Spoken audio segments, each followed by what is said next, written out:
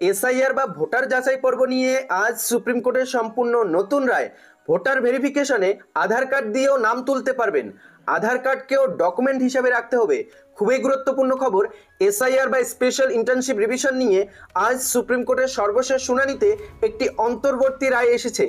SIR খসড়া voter তালিকায় নাম তুলতে আধার নিয়ে অনলাইনে আবেদন করা যাবে জানিয়ে দিল সুপ্রিম কোর্ট। তাহলে কি এবার সবাই আধার কার্ড দিয়ে ভোটার ভেরিফিকেশন করাতে পারবেন? কমিশন যে 11টি নথির কথা বলেছে এসআইআর এর জন্য, সেই 11টি নথির সঙ্গে আধার কার্ডকেও কি যোগ করা হলো? আধার কার্ড কি 11টি নথির সঙ্গে যোগ হয়ে 12টি নথি হলো? যদি আধার কার্ড দিয়েই এসআইআর হয়ে যায় তাহলে তো আপনাদের জন্ম সার্টিফিকেট, জমির দলিল অথবা পাসপোর্টের মতো নথি দেখানোর কোনো প্রয়োজনই থাকবে না। শুধু আধার কার্ড দেখালেই ভোটার ভেরিফিকেশন হয়ে যাবে। কিন্তু সুপ্রিম কোর্টের অন্তর্বর্তী রায়ে আধার কার্ড নিয়ে কি বলা হয়েছে, এসআইআর এ আধার কার্ডের ভূমিকা কি রয়েছে, তার সঠিক উত্তর পেতে ভিডিওটি সম্পূর্ণ কন্টিনিউ করুন। পাশাপাশি পশ্চিমবঙ্গে এসআইআর শুরুর বিজ্ঞপ্তি কবে বেরোবে, কমিশন কি জানাচ্ছে, এসআইআর এ আধার কার্ড নিয়ে কমিশনের ভূমিকা কি, সুপ্রিম কোর্ট কি জানাচ্ছে, ইতিমধ্যে সুপ্রিম কোর্টের অন্তর্বর্তী রায়ে আধার কার্ড প্রসঙ্গ নিয়ে কি জানানো হয়েছে, পাশাপাশি অনলাইনে কিভাবে আপনারা আবেদন করতে পারবেন, অনলাইনে আবেদন করলে কি ভোটার তালিকাতে নাম উঠবে, সুপ্রিম কোর্ট কি জানিয়েছে, কমিশন কি জানিয়েছে, পশ্চিমবঙ্গে এক্সাক্ট কোন মাসের কত তারিখ থেকে এসআইআর শুরু হবে, সমস্ত প্রশ্নের সঠিক উত্তর পেতে ভিডিওটি সম্পূর্ণ কন্টিনিউ করুন। ভিডিও শুরুর পূর্বে ছোট্ট রিকোয়েস্ট, যারা চ্যানেলে নতুন চ্যানেলটিকে সাবস্ক্রাইব করে রাখবেন। তো অন স্ক্রিন দেখুন আপডেটে বিহারের ভোটার তালিকায় বিশেষ এবং নিবিড় সংশোধন। এসআইআর সংক্রান্ত মামলার শুনানি ছিল সুপ্রিম কোর্টে। শুক্রবার সেই মামলার শুনানিতে শীর্ষ আদালত জানালো, বিহারে খসড়া ভোটার তালিকায় যাদের নাম নেই বা বাদ গিয়েছে তারা আধার নিয়ে অনলাইনেও আবেদন জানাতে পারবেন। তো বুঝতে পারছেন, ইতিমধ্যেই বিহারে কিন্তু 65 লক্ষ ভোটারের নাম তালিকা থেকে বাদ গিয়েছে। তো যাদের নাম বাদ গিয়েছে বা যাদের নাম তালিকাতে নেই তারা কিন্তু আধারের কপি নিয়ে অনলাইনেও আবেদন জানাতে পারবেন। দেখুন কমিশনকে সুপ্রিম কোর্টের প্রস্তাব, আবেদনের সময় আধার বা পরিচয়ের যে কোনো নথি নেওয়া হোক, অন্য নথির জন্য ভোটারদের সময় এবং সুযোগ দেওয়া হোক। তো দেখুন এই বিষয়টি আপনাদের আরো একটু স্পষ্ট করে দিচ্ছি। ইতিমধ্যেই সুপ্রিম কোর্টের তরফে কমিশনকে প্রস্তাব দেওয়া হয়েছে, যাদের নাম ভোটার তালিকা থেকে বাদ গিয়েছে বা খসড়া তালিকাতে যাদের নাম নেই তাদের আবেদনের সময় আধার কার্ড বা পরিচয়ের যে কোনো একটি ডকুমেন্ট বা নথি নেওয়া হোক, অন্য নথির জন্য ভোটারদের সময় এবং সুযোগ দেওয়া হোক। আপাতত যাদের নাম তালিকা থেকে বাদ গিয়েছে তারা আধার কার্ড বা পরিচয়ের যে কোনো একটি কাগজ দিয়ে আবেদন করতে পারবেন।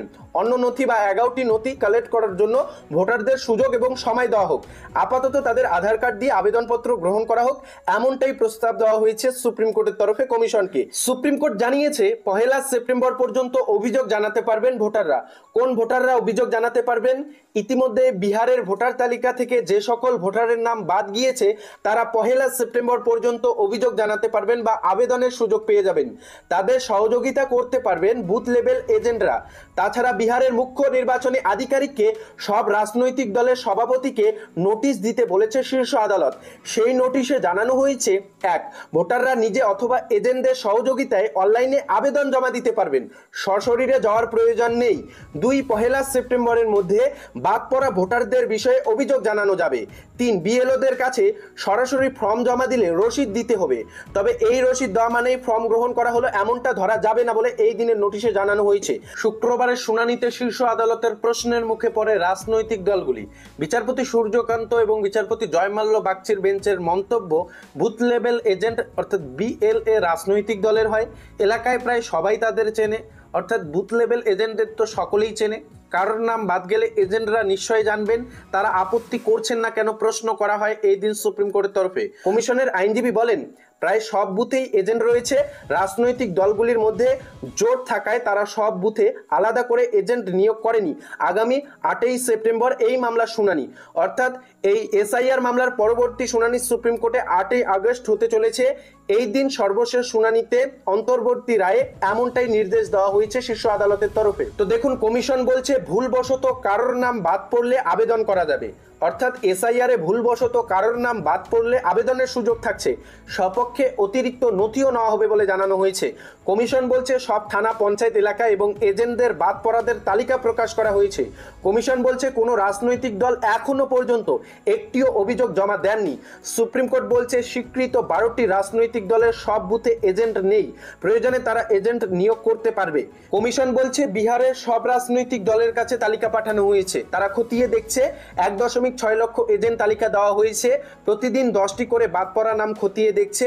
এই কাজ শেষ হলে সম্পূর্ণ তালিকা প্রকাশ করা হবে, অর্থাৎ এই সমস্ত কাজ শেষ হলে বিহারে সম্পূর্ণ তালিকা প্রকাশ করা হবে, এমনটাই কমিশনের তরফে জানানো হয়েছে। কমিশন বলছে নথি যাচাই এবং অভিযোগের সুযোগ দেওয়া হবে সবাইকে, তার আগে কোনো নাম বাদ দেবে না আরও, এমনটাই কমিশনের তরফে বলা হয়েছে। এরপর মামলাকারী পক্ষের অন্যতম আইনজীবী প্রশান্ত ভূষণ বলেন, অনেক পরিযায়ী শ্রমিকের নাম বাদ গিয়েছে, তারা কাজের জন্য বাইরে আছেন বা ভিন রাজ্যে বা ভিন দেশে গিয়েছেন, তারা ফিরে আসতে পারেননি, তাদের নাম তো বাদ গেল। বিচারপতি কান্ত বলেন, কিন্তু এজেন্টরা গ্রামের মানুষ, ছোট গ্রামে একে অপরকে চিনবে, তারা সেই তথ্য জানাননি কেন? বিচারপতি কান্ত বলে, আমরা ভাবছি এজেন্টরা কি করছেন, রাজনৈতিক দলের কর্মীদের সঙ্গে সাধারণ মানুষের এত দূরত্ব কেন? সুপ্রিম কোর্ট বলে, পুরো বিষয়টি আমরা বিবেচনা করছি, আমরা চাইছি এই পুরো প্রক্রিয়াটি হোক ভোটার বান্ধব। কমিশন বলে, অযথা বিষয়টি নিয়ে জটিলতা বৃদ্ধি করছে মামলাকারীরা। 99% বেশি মানুষ আবেদন করেছেন, কমিশনের উপর বিশ্বাস রেখেছেন। বিচারপতি বাগচি বলেন, রাজনৈতিক দলগুলির থেকে ভোটাররা নিজেদের অধিকার নিয়ে অনেক বেশি সচেতন। এরপরেই বিচারপতি কান্ত বলেন, আবেদন জমা দেওয়ার ক্ষেত্রে আধার বা পরিচয়ের যে কোনো নথি নেওয়া হোক। ধরুন আজ আধার দিয়ে আবেদন করলাম, কিন্তু মাধ্যমিকের সার্টিফিকেট খুঁজে পাওয়া যাচ্ছে না, সেক্ষেত্রে আবেদন জমা নিন, বাদ দেবেন না, অন্য নথির জন্য সময় এবং সুযোগ দিন। অর্থাৎ আপনি আধার কার্ড দিয়ে আবেদন জমা দিতে পারবেন এবং কমিশনের তরফে যে 11টি নথির কথা বলা হয়েছে, সেই 11টি নথির মধ্যে যে কোনো একটি ডকুমেন্ট আপনাকে খুঁজে বার করতেই হবে বা আপনাকে দিতেই হবে ভোটার তালিকাতে নাম তোলার জন্য। আধার কার্ড দিয়ে ভোটার তালিকাতে নাম তুলতে পারবেন না, অর্থাৎ আধার কার্ড দিয়ে প্রথমত আপনি আবেদনটি করতে পারবেন। এরপর কমিশন কি বলছে, কোটি কোটি মানুষ আবেদন জমা দিয়েছেন, কয়েকদিন অপেক্ষা করুন, অনেক গল্প ছড়ানো হচ্ছে, কমিশনের উপর আস্থা রাখুন। সুপ্রিম কোর্ট কি বলছে, খসড়া তালিকায় নাম তোলার জন্য অনলাইনে আবেদন করা যাবে, খসড়া তালিকায় নাম না থাকলে 1 সেপ্টেম্বর পর্যন্ত অভিযোগ জানানো যাবে। অর্থাৎ যাদের নাম তালিকা থেকে নাম বাদ গিয়েছে তারা কিন্তু 1 সেপ্টেম্বর পর্যন্ত আবেদন করতে পারবেন। সুপ্রিম কোর্ট, বিহারে 12টি রাজনৈতিক দলের 1.67 এজেন্ট রয়েছে, অর্থাৎ 1.67টি এজেন্ট রয়েছে, তারা প্রতিদিন 10টি করে নাম যাচাই করছে, অর্থাৎ প্রতিদিন 16 লক্ষ বাদ পড়া নাম যাচাই করা হচ্ছে। 65 লক্ষের নাম যাচাই করতে 4 থেকে 5 দিন সময় লাগা উচিত, তারপরেও অতিরিক্ত সময় থাকছে বলে এই দিন জানানো হয়েছে। সুপ্রিম কোর্ট কি বলছে, ভোটারদের প্রয়োজনীয় আবেদন জমা দেওয়ার ক্ষেত্রে 11টি নথির যে কোনো একটি অথবা আধার কার্ড জমা দেওয়ার জন্য সহযোগিতা করতে পারবেন এজেন্টরা। তো বুঝতেই পারছেন, সুপ্রিম কোর্ট জানিয়ে দিয়েছে বিহারের মুখ্য নির্বাচনী আধিকারিককে সব রাজনৈতিক দলের সভাপতিকে নোটিশ দিতে হবে, সেখানে জানাতে হবে, 1, ভোটাররা নিজে অথবা এজেন্টদের সহযোগিতায় অনলাইনে আবেদন জানাতে পারবেন, সশরীরে যাওয়ার প্রয়োজন নেই। 2, 1 সেপ্টেম্বরের মধ্যে বাদ পড়া ভোটারদের বিষয়ে অভিযোগ জানানো যাবে।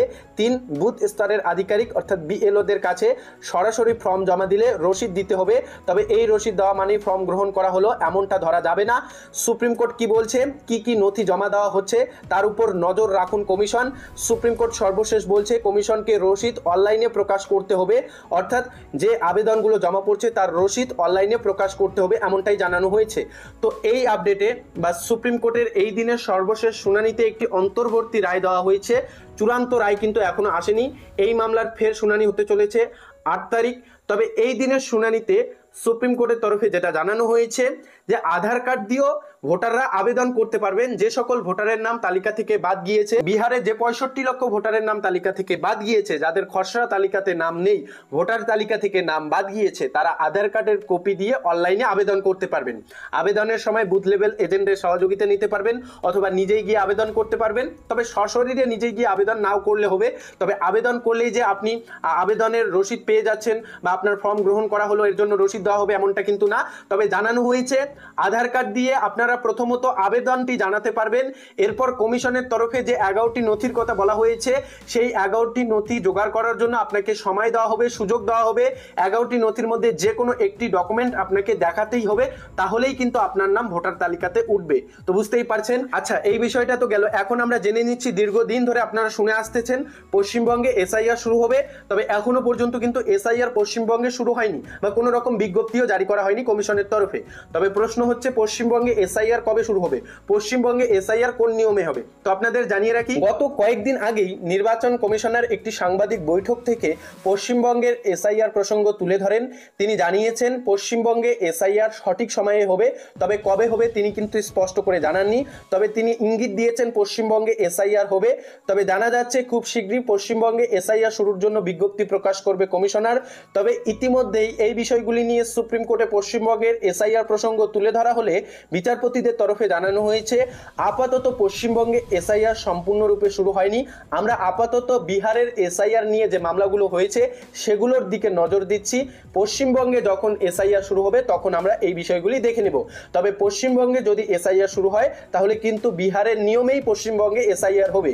বিহারে যে 11টি নথির কথা বলা হয়েছে সেই 11টি নথির প্রয়োজনই রয়েছে পশ্চিমবঙ্গেও, এবং পশ্চিমবঙ্গের 2002 সালের সংশোধিত ভোটার লিস্টে যাদের নাম থাকবে তাদের কিন্তু কোনো রকম নথি দেখানোর প্রয়োজন থাকবে না। আবার পশ্চিমবঙ্গে এসআইআর হলে পশ্চিমবঙ্গেরও কিন্তু বহু ভোটারের নাম তালিকা থেকে বাদ চলে যাবে। তো যাদের নাম ভোটার তালিকা থেকে বাদ পড়বে তাদেরও কিন্তু ওই আধার কার্ড দিয়েই আবেদন করতে হবে। আবেদন করার পর যে কোনো একটি নথি দেখাতে হবে 11টি নথির মধ্যে। অর্থাৎ আবেদন করার সময় আপনারা আধার কার্ড দিয়ে আবেদন করার সুযোগ পাবেন, এমনটা না আধার কার্ড দিয়ে আবেদন করলে আপনার নাম তালিকায় উঠে যাবে বা ভোটার লিস্টে উঠে যাবে, এমনটা কিন্তু জানানো হয়নি। আধার কার্ড নাগরিকত্বের প্রমাণ হতে পারে না, এটা স্পষ্ট করে বলা হয়েছে। আধার কার্ড দিয়ে ভোটার ভেরিফিকেশন সম্ভব না। তবে আধার কার্ড দিয়ে যাদের খসড়া তালিকা থেকে নাম বাদ গিয়েছে তারা অনলাইন আবেদন করতে পারবেন। অনলাইন আবেদন করার পর তাদের সুযোগ দেওয়া হবে নথি খোঁজার জন্য, যেমন জন্ম certificate, passport, SC ST certificate. যে কমিশনের তরফে 11টি নথির কথা বলা হয়েছে সেই 11টি নথির মধ্যে যে কোনো একটি ডকুমেন্ট দেখাতেই হবে, তবেই কিন্তু আপনাদের ভোটার লিস্টে নাম উঠবে। তো এই ভিডিওতে এটাই জানানো ছিল। সর্বশেষ শুনানিতে সুপ্রিম কোর্টের তরফে যে অন্তর্বর্তী রায় দেওয়া হয়েছে সেই রায়ে কি বলা হয়েছে, আধার কার্ড কি হিসাবে মান্যতা পাচ্ছে বা আধার কার্ডের ভূমিকা কি এসআইআর এ, সেটা হয়তো বুঝে গিয়েছেন। এই বিষয়ে আরো কিছু জানার থাকলে কমেন্টে জানাতে পারেন। এ নিয়ে আপনার মূল্যবান মতামত অবশ্যই কমেন্টে জানাবেন। যারা চ্যানেলে নতুন, চ্যানেলটিকে সাবস্ক্রাইব করে পাশে থাকা বেল আইকনটি প্রেস করে অল নোটিফিকেশনটি অন করে রাখবেন।